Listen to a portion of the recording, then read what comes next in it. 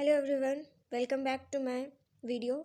There are some previous year prelims questions which is most important for our prelims examination, and these questions are related to international relations which is come in the portion of GS paper 3, but in this video we solved some MCQs.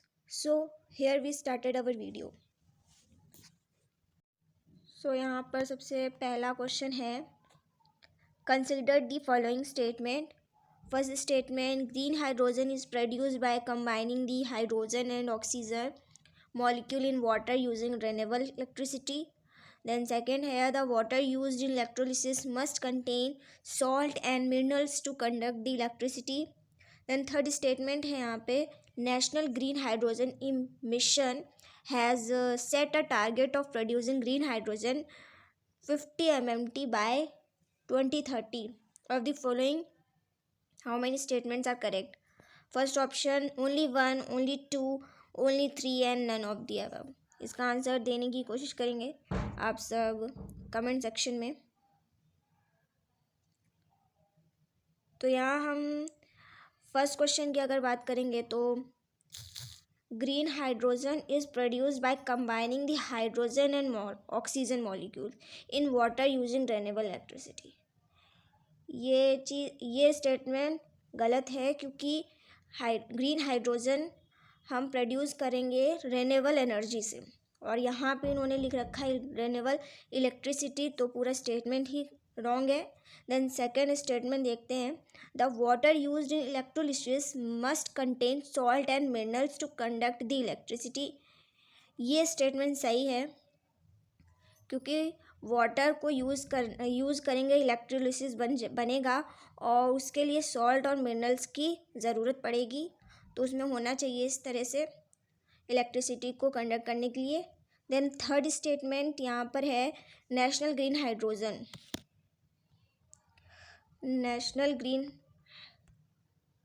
Hydrogen target है यहाँ पे 50 MMT. तो यहाँ पे 50 MMT का target नहीं है bye 2030. यहाँ 50 MMT का टारगेट नहीं है, यहाँ पे है 5 MMT का. MMT का मतलब है मिलियन मैट्रिक टन इलेक्ट्रिसिटी, जो कि यहाँ पे कंडक्ट हो गई. यहाँ पे इलेक्ट्रिसिटी कहीं नहीं लिखा है और यहाँ पे 50 भी नहीं है, 5 है, तो ये रॉन्ग स्टेटमेंट है. तो सिर्फ एक ही स्टेटमेंट यहाँ पर सही है, मतलब option A is the correct answer, only one. Okay, so the correct answer is option A. तो ऑप्शन ए हम लोग इसका आंसर लगा सकते हैं. चलिए अब सेकंड क्वेश्चन की तरफ बढ़ते हैं.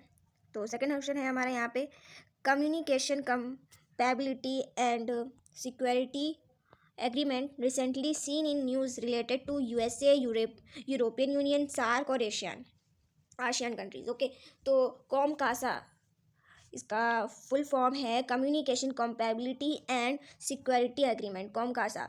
तो ये किस लिए न्यूज़ में था, इसका आंसर आप देने की कोशिश करेंगे.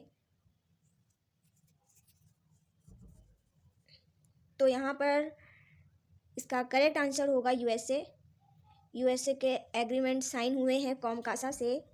आप जानते होंगे अगर आपने न्यूज़ वगैरह देखी है तो कॉमकासा एक एग्रीमेंट है जो कि इंडिया और यूएसए के बीच में साइन किया गया है. तो आई होप ये क्वेश्चन आपको समझ में आ गया होगा. वन लाइनर क्वेश्चन है ये. चलिए नेक्स्ट क्वेश्चन में बढ़ते हैं. ओके, नेक्स्ट क्वेश्चन बीमस्टैक से है. With reference to BIMSTEC consider the following. First statement, it is a regional organisation comprising 7 members state lying in the littoral and adjacent areas of the Bay of Bengal, constituting a contiguous regional unity.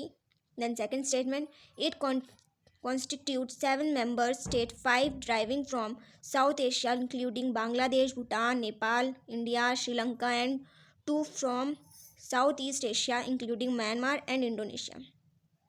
Then third statement is Sri Lanka to host 6 BIMSTEC summit. Of the following, how many statements are correct? Only one, only two, only three and none of the above. आप इसका answer देने की कोशिश करेंगे. Okay, इसका पहला statement पढ़ते हैं. It is a regional organisation prising 7 members, ये बात सही है, 7 मेंबर्स है, 7 स्टेट्स हैं, lying in the littoral and adjacent areas of Bay of Bengal, ये सही बात कही गई है। ओके, जब चलिए सेकंड स्टेटमेंट में देखते हैं, इट कॉन्स्टिट्यूट 7 मेंबर्स स्टेट, ये बात भी सही है। 5 driving from south Asia including Bangladesh, Bhutan, Nepal, India, Sri Lanka and 2 from south east Asia including Myanmar, Indonesia, ये बात गलत हो गई यहाँ पे। म्यांमार और इंडोनेशिया ये कंट्रीज़ नहीं हैं बीमस्टैक में। और थर्ड स्टेटमेंट देख लेते हैं, श्रीलंका टू होस्ट 6 बीमस्टैक समिट, ये बात भी गलत है।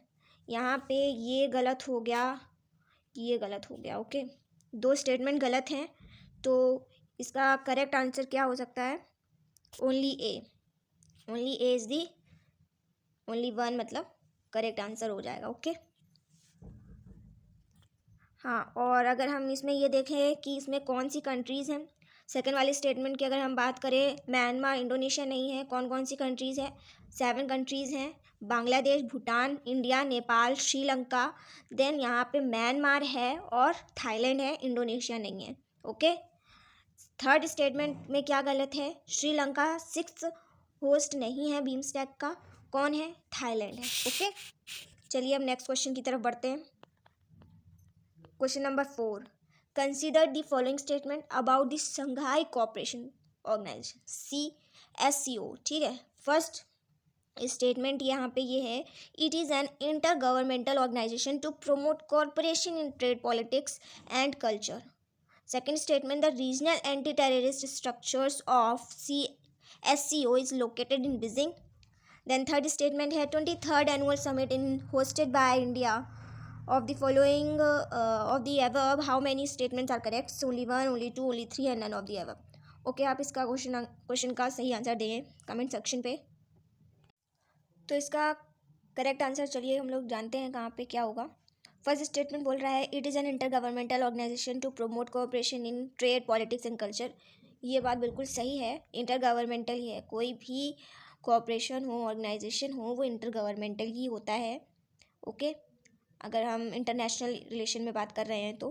देन सेकंड स्टेटमेंट पढ़ते हैं, the regional anti terrorist structure यानी RATS of SCO is located in Beijing, ये बात गलत हो गई यहाँ पर। रीजनल एंटी टेररिस्ट स्ट्रक्चर जो है ये यहाँ पे बीजिंग नहीं हो सकता, क्या होगा? मॉस्को, जो कि रशिया में है। ओके, लिख रही हूँ मैं यहाँ पे MOSCOW। ओके, रशिया में है ये। देन थर्ड वाले की बात कर ले, 23rd annual summit is hosted by India, हाँ ये बात बिल्कुल सही है। ठीक है, ये इंडिया के द्वारा समिट होस्ट किया जा रहा है इंडिया में। ओके, तो इसके करेक्ट आंसर क्या हो सकता है? 2 स्टेटमेंट सही है, यानी option B is the correct answer. Okay, I think आप लोग को समझ में आया होगा ये। चलिए नेक्स्ट क्वेश्चन पढ़ते हैं। यहाँ नेक्स्ट क्वेश्चन है, joint comprehension plan of action JCPOA is an agreement between Iran and 6 countries, United States, Russia, France, UK, China and Germany. It is related to which of the following? Agriculture, military ceasefire, space technology and nuclear capability. इसका सही answer आप comment section में लिखेंगे। तो इसका correct answer चलिए हम लोग निकालते हैं। तो JCPOA पूछ रहा है, जो कि ईरान और 6 कंट्रीज़ के बीच में साइन हुआ है, USA है, रशिया है, फ्रांस है, UK है, चाइना है और जर्मनी है। तो इसका करेक्ट आंसर है साफ इधर है, न्यूक्लियर कैपेबिलिटी।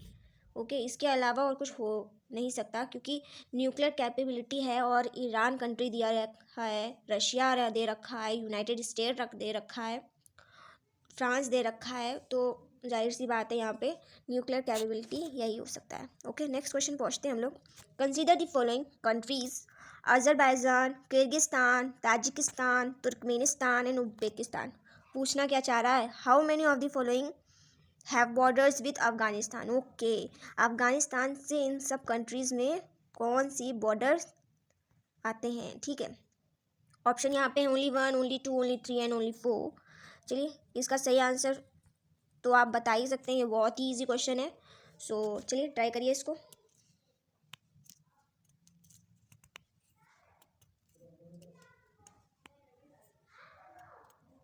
अच्छा, आज हम लोग सिर्फ 10 क्वेश्चन देखेंगे, बाकी फिर अदर नेक्स्ट पार्ट में देखेंगे, ठीक है।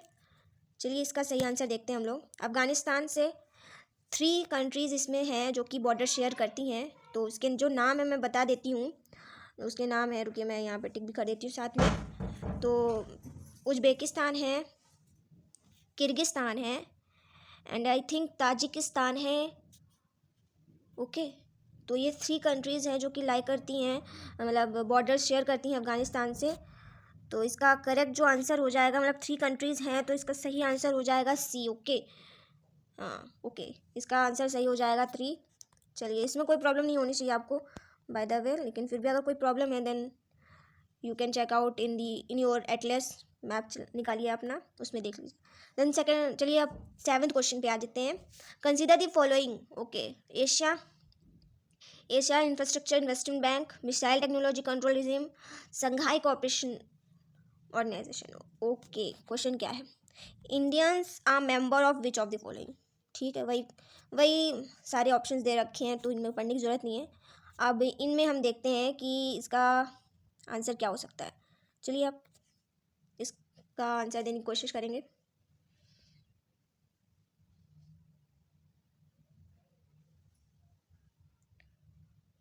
ओके, चलिए इसका आंसर देख लेते हैं हम लोग।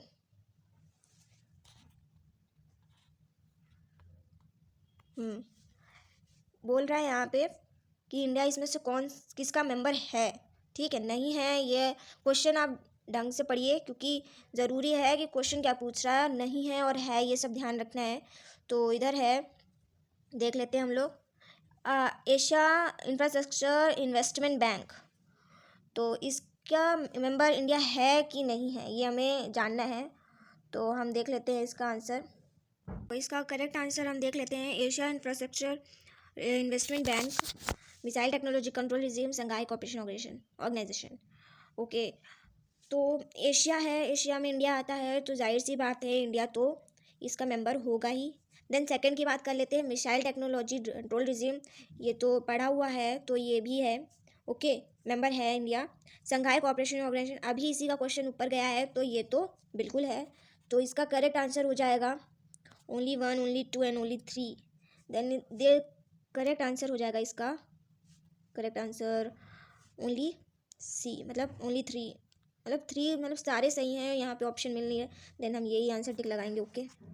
चलिए अब नेक्स्ट क्वेश्चन की तरफ बढ़ जाते हैं हम लोग बिना टाइम वेस्ट किए। चलिए next question, in the Mekong Ganga cooperation and initiative of 6 countries which of the following are not a participant. यहाँ नॉट हमें बेसिकली बहुत हाईलाइट करके यहाँ पे बताया भी गया है, तो उसका हम ध्यान रखेंगे। फर्स्ट कंट्री है यहाँ पे Bangladesh, Cambodia, China, Myanmar and Thailand, okay. Of the following how many statements are correct, only 1, only 2, only 3 and वही वाले सारे ऑप्शन दिए, ओके। तो इनमें से हमें बताना है कि कौन सा मेकोंग गंगा कोऑपरेशन के इनिशिएटिव नहीं है, जो कि हैं उनको हटा देना है, जो नहीं है उनको बताना है, ओके। इसका करेक्ट आंसर हम लोग देख लेते हैं। तो जैसा कि हम जानते हैं, मेकोंग गंगा कॉर्पोरेशन में 6 कंट्रीज़ हैं, जो कि कंबोडिया है, म्यांमार है, थाईलैंड भी है। मतलब इनमें से 3 कंट्रीज़ तो हैं, बाकी 2 कंट्रीज़ कौन सी हैं वो आप कमेंट करके बताएंगे। तो इधर 2 कौन सी नहीं है, बांग्लादेश और चाइना नहीं है, ओके। तो इसका करेक्ट जो आंसर हो जाएगा वो हो जाएगा चाइना नहीं है, मतलब ये भी हमें देखना है कौन सी नहीं है, ओके। और बांग्लादेश नहीं है, 2 countries not a participant of Mekong Ganga cooperation. इसका करेक्ट ऑप्शन अगर हम लोग देख लेते हैं आंसर, तो ओनली 2, ओके। 2 कंट्रीज नहीं है, ओके। समझ में आ रहा होगा आपको मुझे, ओके। चलिए अब नेक्स्ट क्वेश्चन में बढ़ जाते हैं। ये सेकेंड लास्ट क्वेश्चन है हमारे इस वीडियो का, तो देख लेते हैं। विथ रेफरेंस टू G21 जो कि अब G21 बन गया है, consider the following statement. Maharishi initiative launch for food security and nutrition under Chennai principle, sorry. Second है IMEC project that is part of partnership for global infrastructure and investment, PGII, okay. It is headquarter in Geneva, okay. Question पूछ क्या रहा है, how many statements are correct, correct कौन से हैं, only 1, only 2, only 3 and none of the above, वही same options हैं। चलिए आप इसका करेक्ट आंसर फाइंड आउट करिए, और कमेंट करिए। चलिए अब हम इसे देख लेते हैं एक बार। फर्स्ट स्टेटमेंट है Maharishi initiative launch for food security and nutrition under Chennai principle. तो ये स्टेटमेंट आपको गलत नहीं लग रहा है?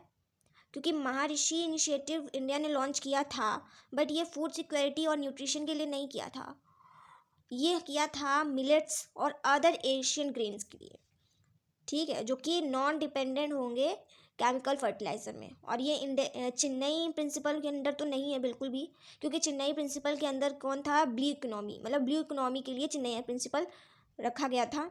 तो first statement is too wrong. चलिए अब सेकंड स्टेटमेंट देख लेते हैं। IMEC project that is part of partnership for global infrastructure and investment. Okay, तो ये स्टेटमेंट इज़ करेक्ट, ये स्टेटमेंट बिल्कुल सही है। सेकंड स्टेटमेंट देख लेते हैं। It is headquarter in Geneva. Okay, तो आपको ये पता ही होगा क्योंकि G21 का कोई भी हेडक्वार्टर नहीं होता है, तो ये स्टेटमेंट तो बिल्कुल ही रॉन्ग है। तो अब हम इसका करेक्ट ऑप्शन, अगर हम आंसर देखना चाहें तो इसका करेक्ट आंसर हो सकेगा हमारा, एक स्टेटमेंट सही है ना, फर्स्ट स्टेटमेंट इज़ गलत wrong and third statement is wrong. Then चलिए सेकंड स्टेटमेंट सही है, तो यानी only one is the correct, तो only A is the correct answer. Okay, चलिए अब नेक्स्ट लास्ट क्वेश्चन में पहुंच जाते हैं हम लोग यहाँ पर। तो लास्ट क्वेश्चन यहाँ पूछ रहा है हमें, which of the following statements are not correct. इनमें से कौन सा करेक्ट नहीं है, ये पूछा है। कौन सा करेक्ट है वो तो आप ये सब पढ़िए, क्योंकि नॉट और करेक्ट मतलब ये क्वेश्चन आपको ज़रूर ध्यान रखने हैं, क्योंकि बहुत लोग ये ध्यान नहीं रखते हैं और गलत क्वेश्चन कराते हैं। तो यहाँ पे पहला हम स्टेटमेंट पढ़ते हैं। India, Japan, Australia have formally launched the supply chain resilience initiative. Okay, second पढ़ते हैं। India and Japan have signed the acquisitions and cross servicing agreement. Okay, चलिए थर्ड स्टेटमेंट पढ़ लेते हैं। India has not signed a comprehensive economic partnership, यानी सेपा बोल सकते हैं, विथ जापान। ओके, डी देख लेते हैं। शिनयू मैत्री is the bilateral defence exercise between India and Japan. तो अगर आपने ये पढ़ा होगा तो आपको आता होगा ये, इसका सही आंसर आप गेस करें, और अगर आता है तो प्लीज़ कमेंट करें।